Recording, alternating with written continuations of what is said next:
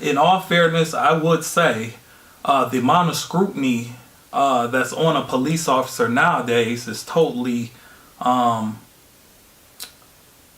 has changed dramatically from when I came on in the 90s. I mean, because you got body cameras now.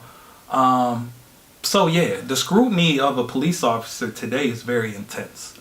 It's almost to the point where, I'm going to be honest with you in all fairness, unless you got the guts and the willpower to do that kind of job, I don't know why anybody would want to be a police officer, truth be told. Right. So yeah, there is intense scrutiny. The public may not understand it, or the public may not see it because they're not privy to certain things, but being that I've been on both sides, that scrutiny is very intense. Now, the problem that comes into play now in conjunction with that is that system or that good old boy network that happens internally.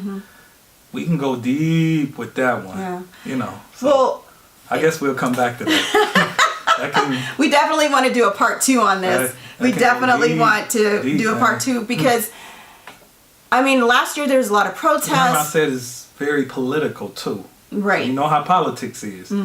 Politics usually ain't about policy and procedure, right and wrong. It's, hey, I know you. And I'm so glad you mentioned that because, it's who you know, not what you know. And I'm so glad you mentioned that because if that's the case, and always has been the case, and has actually been the history of the police department and the force, what does justice really look like us for Black America? I mean, what does it really look like for us if it's, you know, supported by politics and the Good Ole Boys Club and, you know, the stressors behind the badge? What does it look like for us? Do we have any type of chance when it comes to, you know, police officers in That's a in good America? question. You know, how does that work for us?